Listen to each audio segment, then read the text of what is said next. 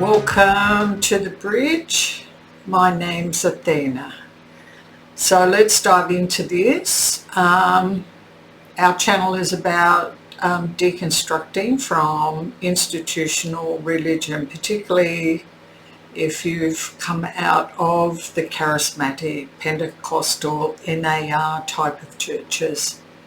So this is a foundational principle. When we come out and we want to deconstruct, we kind of have to reverse engineer things in order to understand, before we can heal and really break free of those things, of the captivity that we've been brought under. We have to understand what has actually happened to us before we can then heal from those things. So this is an important issue that we have to talk about. And by the way, I have to read my notes, otherwise I miss points. But we have to talk about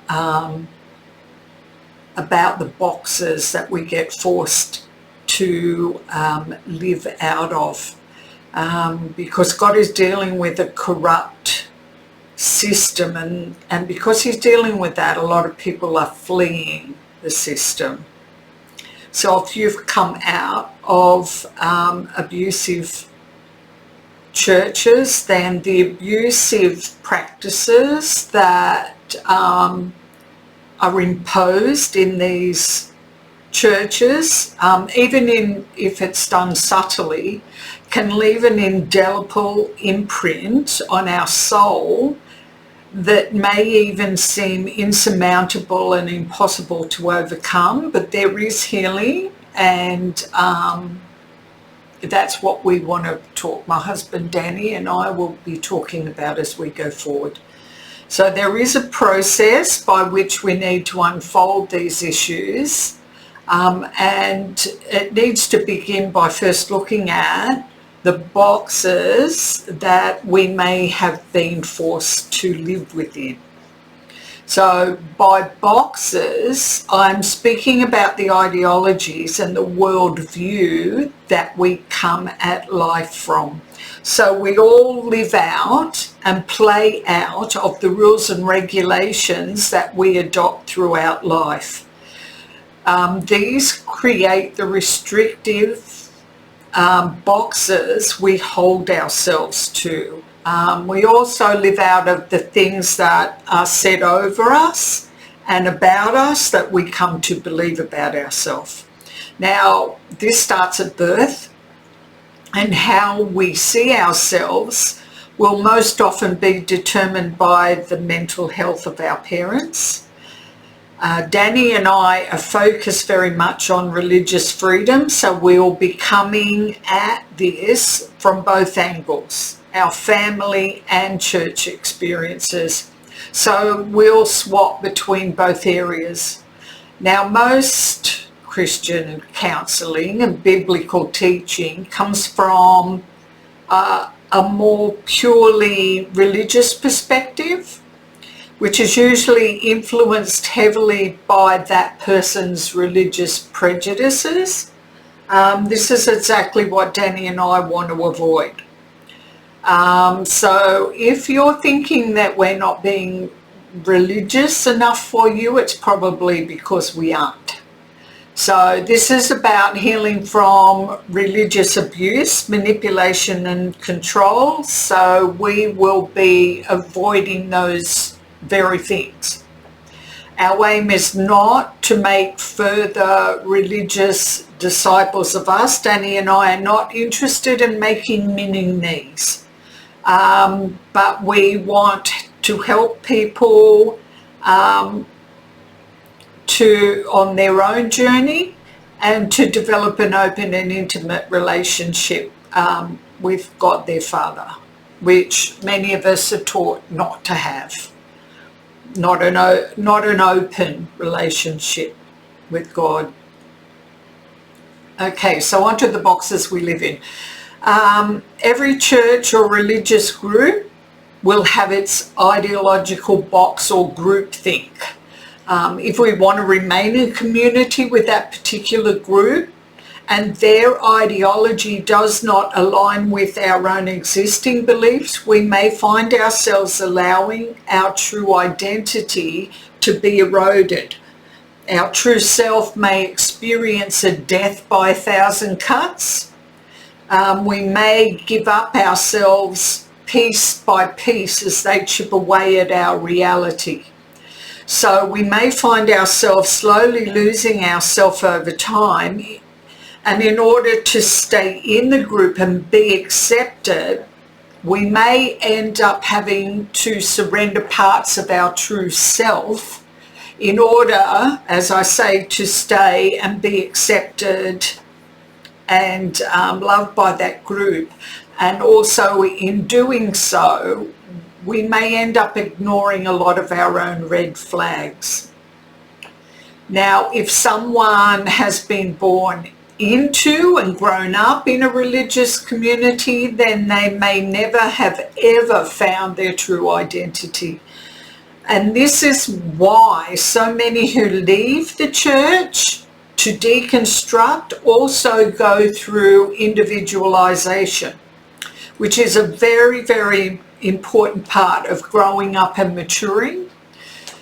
So once having left the group, no matter the age of that person, they may find themselves individuating. They may need to individuate.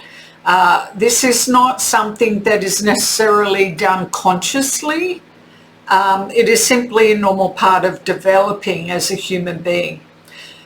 Individuation is when we go through, if it's done healthily, it's usually when we go through the rebellious teens thing.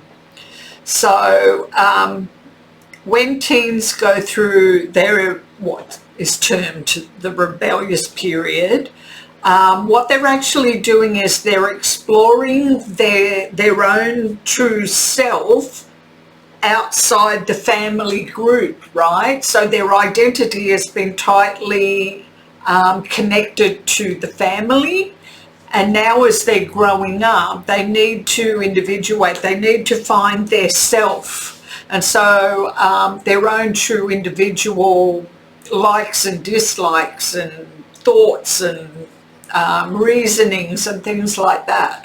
And so they often push on the boundaries that the family have set, and so they can be seen as rebellious.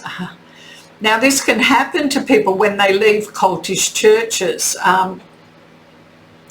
They may not be rebellious as such, but they may push against their newfound freedoms from boundaries or freedom from the ideological boxes that they've been forced to adopt. They may do things like get tattoos and piercings, or use alcohol in excess, or explore their sexuality, because the boundaries that they had been given were so small that they were never allowed to venture out to experience new things or ideas, because they were so stifled.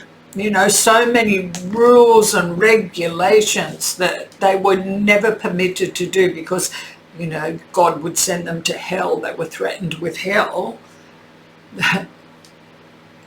which isn't necessarily God's truth. It was the truth of that religious group. But, you know, if they did anything wrong outside the rules and regulations, they were destined for eternal suffering. So individuation was then denied. And the ideological box they had to live in, that they were forced into, was conformity, and individuality was suppressed. I started to watch a Netflix series called My Unorthodox Life. I couldn't watch it for long because I could see where the family was headed, and it was kind of a bit heartbreaking. But it was about a mother who broke free from the Jewish Hasidic community, which is very, very restrictive. And in that community, they're not allowed to individuate. You know, they're part of the collective, and conformity is very much institutionalized within the religion. But once the mother broke out, then some of her children followed, and she got involved in the fashion industry, and then they just pushed the boundaries to the point where they were exploring their sexuality. They didn't end up in a healthy place, or at least that's where I left off on the series. They were headed in. There are truths that we need to live in. There are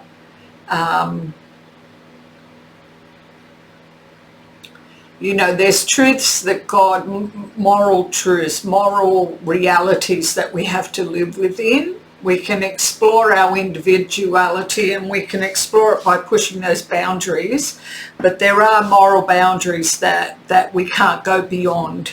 So once we do that, we start to destroy our own life. So anyway, so in very restrictive groups, you know, and it isn't necessarily just religions either. There's other groups. You can end up being part of a group that is a secular group where the boundaries are very tight and the rules and regulations are very strict as well. But in these really restrictive cult type religions, people are not allowed to even think for themselves. That's how strong these controls on the mind are. And the Bible calls those strongholds. They're ideologies. In psychology, they're called ideologies, or in sociology, which I am a passionate lover of and studier of, a student of sociology. I love studying. I've done many courses. You know, sociology is the study of human behaviour. So the Bible calls it strongholds. So when people come out of these communities and churches, they often have trouble developing the ability to think rationally and critically for themselves. And if you're struggling with that, if you've come out and you're struggling with that, it's fine. It will come. It will come. It's just keep on, you know, playing with the boundaries and finding out, you know, because when we come out, the boundaries have been so strict, we get frightened even of our own mind, you know, whether we can trust even our own decision making. It's fine. Just keep playing with it. It will come. It will come with time. As I've said, this doesn't necessarily have to just be in religious communities, but many other types of communities. So the Japanese have a very common saying that all Japanese know, like Japanese children are taught it from a very early age, and it is derikuda wa udareru, and it means the nail that sticks out gets hammered down. The nail that sticks out gets hammered down. They have a society that is completely founded on conforming. It's built on a foundation that all people must conform to the standard, and individuality is completely frowned upon, to the point that social punishment will be swift and potent in dissenters, right? The nail that sticks out gets hammered down. The first time that we went to Japan was quite confronting for me. Don't get me wrong, as I tell this, I want you to know that I love Japan. But I found the conformity and the social rules very repressive. It was stifling for me. So we went up to Hokkaido, which is the top island, up to Sapporo, and we were standing on the station waiting for a train to take us to Otaru. And on stations in Japan, especially if you're catching a train that is, well, all trains, but this particular train we were waiting for, it was designated seating. So you would go to the line on the platform, stand behind your carriage, and you would all stand in line waiting to get on to your carriage when the train pulled in. So Sapporo station is quite a significant station, and it is covered, but the sides are open, and it was snowing. And it was very, very cold waiting on the station, and I was all rugged up in a coat like everyone else, and my nose was getting a bit runny in the cold, and I reached into my pocket and pulled out a tissue to wipe my nose. And as I'm doing that, I feel this on my back, you know, this quite concerted hard tap on my back. And I turned around, and there's a Japanese woman behind me, about, I don't know, 55, something like that, years old. And she has this stern look on her face, and I could see other people standing, like sitting and stuff like that, who had this stern look on their face looking at me, and I'm a bit baffled, and she points down to the ground with this very concerted pointing, and I looked down on the ground, and I saw this little piece of paper. I mean, tiny piece of paper about the size of my little fingernail. And I saw it, and I recognised it. It was mine. I'd actually put it in my pocket because in Japan, you know, rubbish bins are very, very few and far between. You take your rubbish home, right? Which is what I'd done. I'd put this tiny bit of rubbish in my pocket, thinking that when I find a garbage bin or whatever, I would dispose of it, you know, respectfully.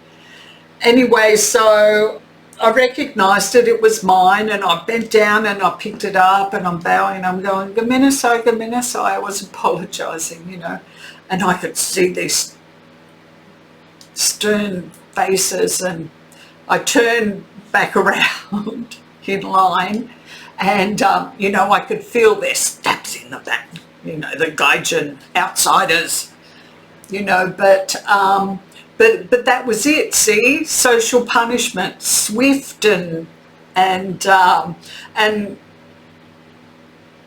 decisive. You're brought back into line. If you break the rules, you are. You know, I felt really embarrassed, and I felt, because everyone was aware, because it was a loud noise.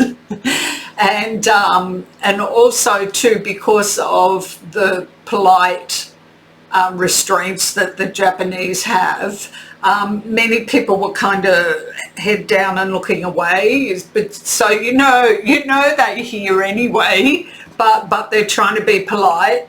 But the Japanese elders will glare at you, you know. So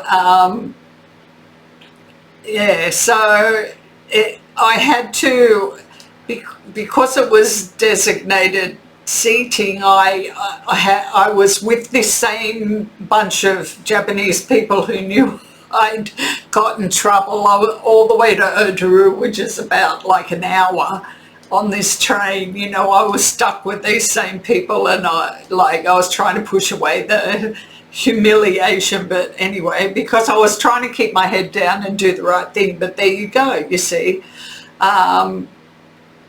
But it's interesting because when we first went to Japan was probably about 18 years after I had left the church. But after about a week in Japan, it felt like I was back in church again. It was exactly the same repressive and oppressive feeling. You know, it's the same kind of restrictive and penalising culture, like do the wrong thing, whatever the wrong thing is in our eyes, whatever our rules and regulations are. It doesn't matter that you're Gaijin, you're an outsider and you might not know the rules, you will be penalised if you break them. So,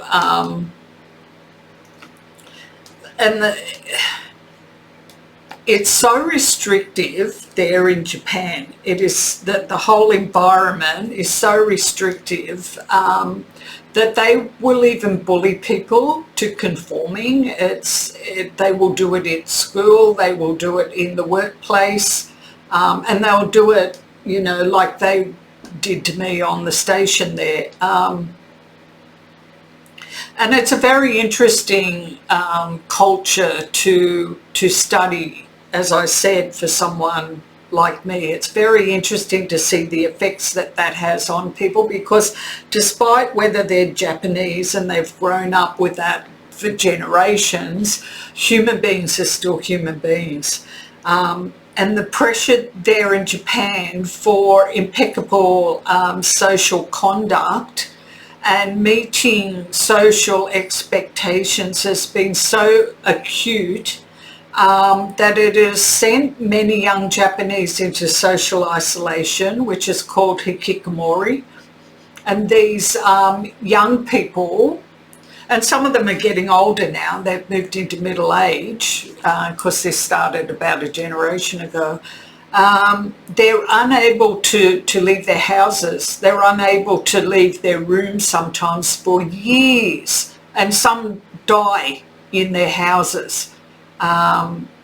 You know, because there was no one to look after them or what. Now, the Japanese don't have official figures because it's considered in Japan to be shameful to admit that you have it or that your child has it.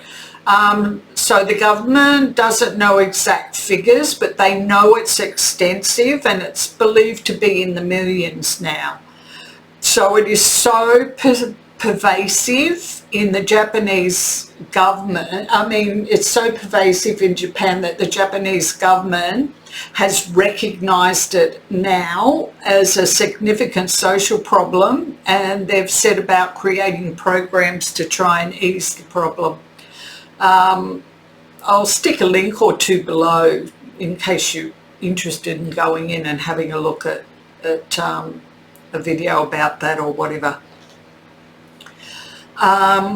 When we are forced to live in such tight social boxes with extreme restrictive rules, and where the penalties are served fast and swift, it damages our psyche tremendously. And this damage, this form of damage, is what Danny and I are going to be concentrating on as we go forward. I brought up the situation in Japan because the reason why hikikomori happens in Japan is because they can't leave the situation. They can't flee the situation because the whole culture is set up like that.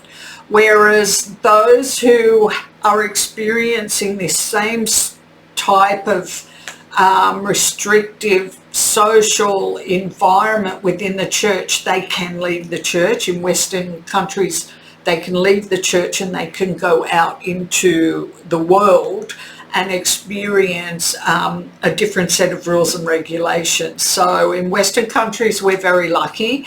We can do that. Now, I also understand that not all people have had that experience of churches.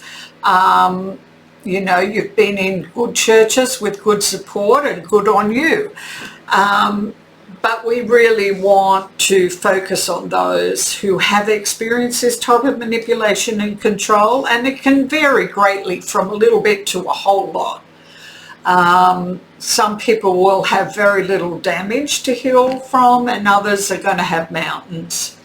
So no two people on the planet will ever have the exact same beliefs. Not everyone lives in the same ideological box or set of beliefs and values, and that's fine. That's the way God wanted the world to be. But therein lies the problem. When other people try to force us to adopt their beliefs and their values and will inflict immediate negative consequences on any dissenters, on any people who won't accept their set of beliefs. In religious institutions, the more a person operates from a religious spirit, the more they will want to punish those who disagree with them. So these can be anything from leaders, or they can be people in the pews. They can also be people who are commenting online and who are very aggressive. The more we adopt beliefs and values that are not our own, especially if we're trying to avoid the pain of punishment, then the more we will give up our true self or individuality. And of course, the more we will find ourselves in captivity. What happens when people come and try and force their views on us? That what they're trying to do, or it's the same with leaders in a church, they are trying to make us in their image, not in the image of God. Now, this can also happen in families, but we'll talk more about that in another video. Now, in no way am I blaming the captives in this. I see the abused as victims because despite whether we've grown up in the church system or we were saved later as an adult, we were young and uneducated in the things of God. So the abusers are to be held fully responsible for the damage that they've done. I understand that abusers need rescuing also, and I'm going to get Danny to talk about that at some other time.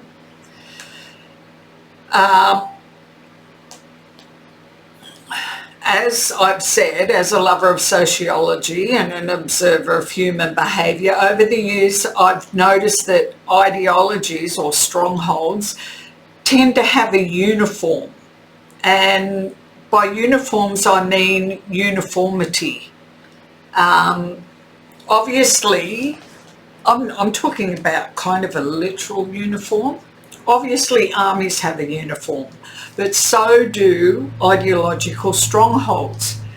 Now, in the military, you are to lose your personal identity, your personal opinions and values, and adopt the ideology of the company or platoon or whatever.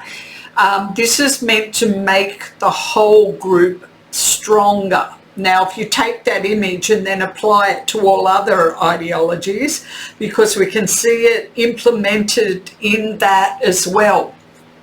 People who band together for the group and adopt very similar values will tend to have a uniform. Now, I have to be very careful how I say this because I don't want to get my video removed. But I'll try and say it like this. If you have a look at something like white, blah, blah, blah, blah, blah, supremacists, right?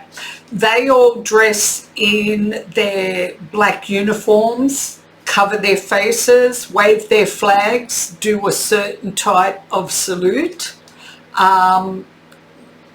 Now, in order to join those groups, people will have to give up their personal beliefs, and they'll slowly surrender their true identity, their true individual self, in order to belong, right? They all take on the group think, they all take on the group look, in order to belong. Of course, we can look at other groups like your Mother Earth groups, you know, where they strap their babies to them in a certain type, and they tend to look all a bit hippie-like, and, you know, they'll get dregs and wrap scarves around, you know, there becomes a uniform to the ideology. We can look at the Amish and the Anabaptist communities. We had an Anabaptist community living literally a kilometre down the road. They dress like Amish, if you don't know.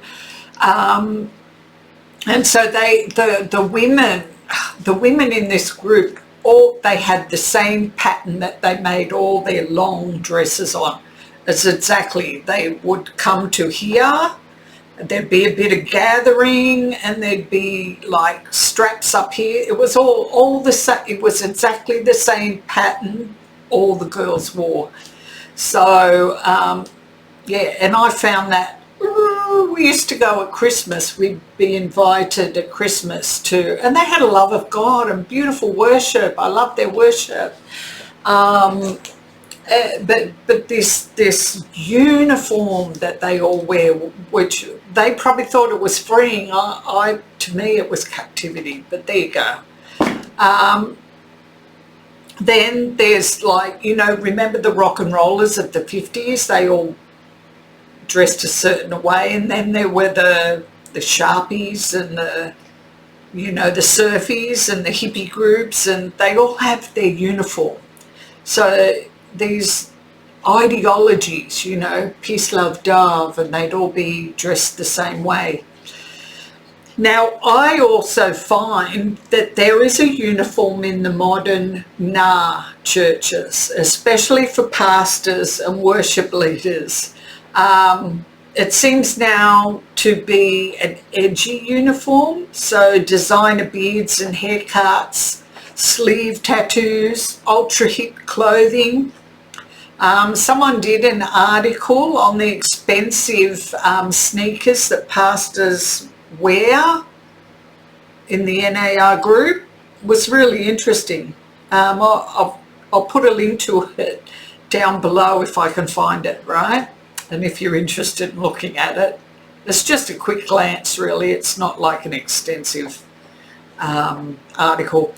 Now, I'm not saying that uniforms are necessarily bad. In Australia, our schools all have uniforms, and I quite frankly think they're a good idea. Especially if not everyone can afford to be wearing designer clothes as kids and all that kind of stuff. And I think it just gives everybody, especially when you're going through that age group, it doesn't take your individuality away, because your individuality, away, because every afternoon and all weekend you got to do whatever you want. It was only just while you were in school. So, but what I'm just trying to show how certain group thinks and ideology, these boxes, how they can swallow up a person's individuality, you know, and they lose their identity to the group. So when we talk about manipulation and controlling religious ideology, this type not only insists on our adopting the ideologies of the group, but it also uses spirituality, the use of the word of God and God himself as a weapon to enforce conformity to the box. So to give you an example of that, you've probably heard statements like, if you do that, you'll go to hell. Now, you can insert in place of that word that, whatever the particular rules and regulations are of that particular group. So You know, if you smoke, you'll go to hell. If you drink alcohol, you'll go to hell. If you dance, you'll go to hell. Whatever it is, you know, you can insert whatever it is in that thing. Now, here's another saying, not your will, but God's will only. So your God-given right to free will is curtailed, and people only learn to be captive to fear of God's retribution if they make any kind of wrong decision. Sorry, I wrote that really difficult for even me to read. So I'm not saying that there isn't a situation where we take God's will into account, but we're working with God's will. But this is where it is weaponized. So you are not allowed your will under any circumstances. It must only be God's will. And usually what they enforce is the will of the leadership, but they'll paint it as though it's God's will. So pray and get God's will before you do anything. So people are taught to not trust their own natural intuition. So what happens when those things are implemented is we get stripped of our ability to rationally and critically think for ourselves. So we become pretty dependent, you know, on the leaders. So here's another one. You'll end up poor and cursed if you don't give financially and generously to the church. So a very strong inference that God will punish you if you withhold money from the church. So, and if you give, then God will bless. So once again, God is weaponized. So he's used as their tool of social punishment. So the leaderships then make people dependent on them. So not just for spiritual things, but also for other things like who you should vote for, who you should date or marry, if you're allowed to divorce, if a woman can minister. There's a lot of videos that you'll see online that will start their title with, should a Christian, and then insert whatever. And of course, once you go in and listen to what they say in those videos, it's their opinion and it's their religious prejudice. And what they end up doing is then bringing people into their captivity. They're creating people in their image and they're bringing you into their captivity. If whatever is taught is not bringing freedom, then it is not the true gospel. It is a false gospel. So that's just some examples of the manipulations used, and that if we adopt them will cause us to live in ever-decreasing sized ideological boxes. So the more that of those things that we take in and live by, the smaller our box becomes. And this is why deconstruction happens, because, I might go on to it. Yes, I do, right here. When the pressure of these boxes grow too intense to endure, we will generally take one of two paths. We will either flee in order to save our soul. And this is the phenomenon that we're seeing now with so many leaving institutional churches to deconstruct. The second response we may take is to conform to the group. So we could allow our true self to be completely taken captive by the rules and regulations of that group or church. If in fact we do that, we will lose our true identity, our true self. Now, these usually become the very religious of the groups, and they're usually the ones that they can be victims or abusers, but they're usually the ones that will strongly defend fallen leaders, right? Abusive and corrupt leaders. They're the ones that will usually gather around them. They aggressively support and defend the churches and that, even though great crimes are being exposed, right? To escape is to gain psychological sight again, to become more rational and critically thinking again. Now, this may be a slow process for some, depending on the level of indoctrination. Now, some people call this waking up. On one hand, it's very, very true, but on the other hand, I'm loath to use that expression because a lot of Christians who adopt conspiracy theories use that expression. So it's been a bit waylaid. It's been taken off into a wrong use of it.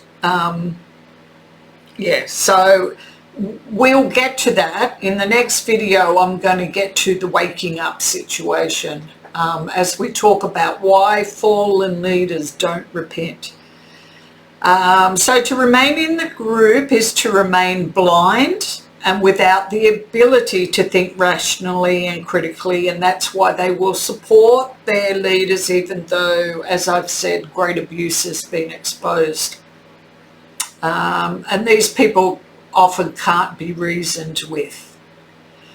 So the box that we adopt in life becomes a box of set of rules and regulations that create boundaries that we do not allow ourselves to go out of. And when we talk about churches, these rules and regulations can vary greatly depending on the denomination. And even within the same denomination, you can get enormous variations from church to church. So if we find we aren't fitting into one box, we might move around churches looking for that comfortable box that we fit in. And many of us could never find that box, and so therefore we're now outside the system. That is not a bad place to be, especially in the light of what God is doing in the churches now. And as I've said, this is not our fault. This is the fault of the system and the people who are running the system, who are in control of the system. So if you find yourself outside of the church deconstructing, it is perfectly okay. God loves you very much.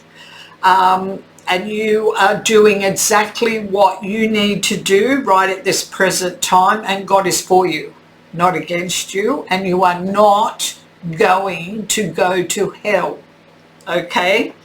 God is in the process right now of judging the current leadership of the church, and in doing so, he's also exposing the false gospel that is preached. So we have to be careful about going back into those churches. If we're really strong, you know, and we've been healed of all of that stuff, fine. Then you won't fall captive again. But if we're not strong, if we still have weak areas, I'm telling you, you will go back into captivity again, because it takes the greatest strength to, because there are demonic forces behind ideologies as well. So, yeah, you have to be really free before you can go back in. And then I'd probably still question going back in at this present time. But God can do whatever he wants with a person. So there. Now, the current church system does not allow people to flourish as individuals, but rather demands that they live within their rules and regulations, their box. And in doing so is making a lot of wounded and broken-hearted people. Because those rules are determined by the leaders of the church, not by God, they are twisting truths, and they're twisting the truth about God. The fact that there are so many different denominations is evidence of that. If they can't all be in unity in their belief of God, then something's wrong. So leaders demand uniformity and conformity from the people, the congregants, rather than diversity within unity. Again, we'll talk more about that further down the track. Even though God created each one of us with differing gifts and capabilities and characters, people are not given the space to be who God has created us to be. In many churches, we are not permitted within those systems to grow in our own purpose. The only purpose is the leader's purpose, which is thinly disguised as a corporate vision of which the congregants need have no say in. So the leaders formulate their vision, present it as the church's vision, but the congregants have actually had nothing to say. They've not been able to contribute anything to that vision. So the church leaders simply see us as cogs who are only there to fulfill that purpose, that vision of the church. So the leader's vision for the church. And this diminishes us. It reduces us to having little value except what the leaders can use of us. We do not grow. It can steal our identity and cause us to become captive in both mind and spirit. This kind of captivity is magnified when a false gospel is taught. It is worse, much worse, if people have grown up in the system. Often these ones don't get to choose the church they go to. It is chosen for them. Their worldview then becomes entirely formed by the ideology and doctrines of that church. Their whole lives become conditioned to that particular worldview. So it often happens that when they grow up and go out into the world in one form or another, they go to college or they go to missionary trips or whatever, then they experience a different worldview. They start to be exposed to different ideologies, different perspectives of life, different boxes.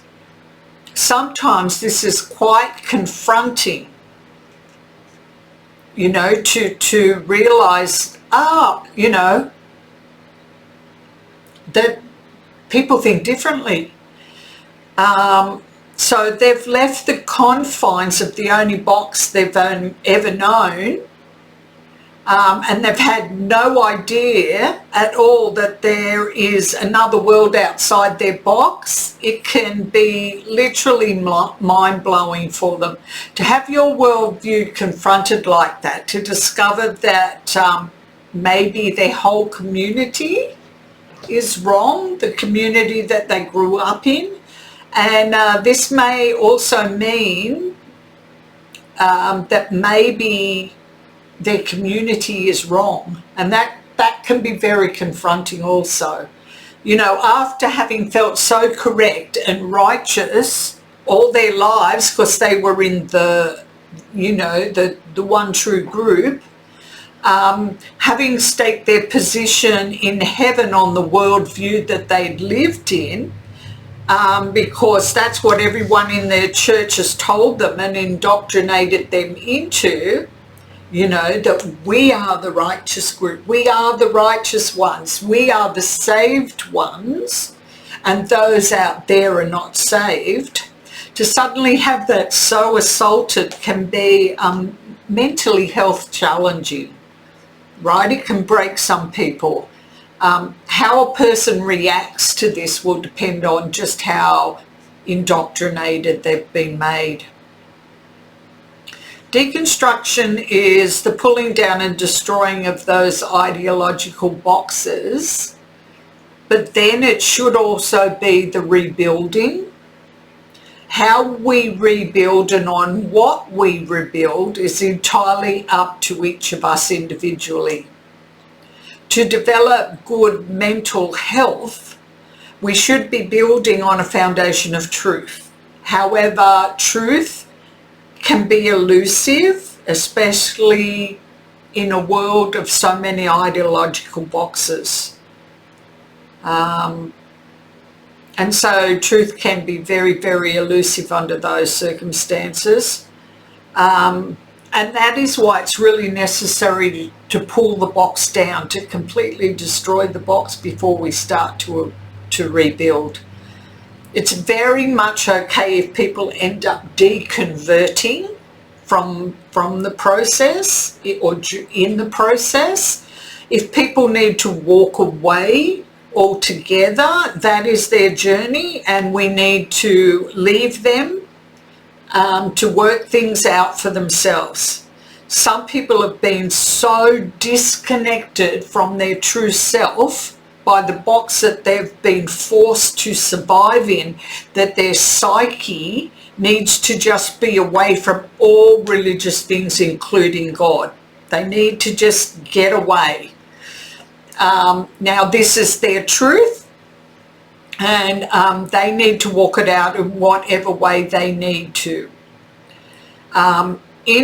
Interestingly, this is very interesting, and I want people to hear this. The vast majority of the deconstruction stories that I've listened to, and there has been so many. I made a point of listening probably to hundreds. Especially where they've come out of the Pentecostal charismatic NAR style churches, there has been a common theme through nearly all of them. Now this is really interesting, considering that these churches are supposed to be the ones that are at the forefront of all things spiritual, right? All the spiritual gifts and everything. But the common thing that I have heard them say is that they had never experienced God in any tangible way. And many of them say that they actually had to fake spiritual experiences to feel part of the group. Like giving prophecies, they were forced to give false prophecies. They were forced to speak in tongues when they never had it.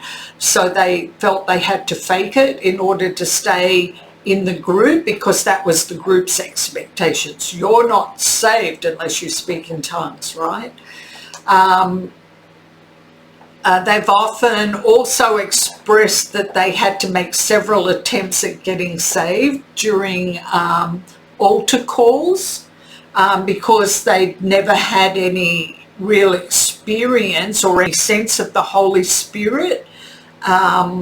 When they made that commitment to God, they never experienced a response from God, and they never experienced any change following that. And so they would make several attempts at the altar to get that response from God. Now, I by saying that, I don't want to say that they were never saved, because that's an accusation that some church people make, some religious people will make. Oh, well, they've gone away from the church because they were never one of us. They were never really saved. I don't believe that, right? But what I mean is the church system that they were part of was so defiled and so corrupt in their gospel that they never actually heard the true gospel, and they were never actually introduced to the true gospel or God in his truth. So we're now seeing the fruit of preaching a false gospel. The false gospel always preaches captivity and never freedom. So we're going to leave that there now, and we'll move on to the next video, which I said was why fallen leaders don't repent.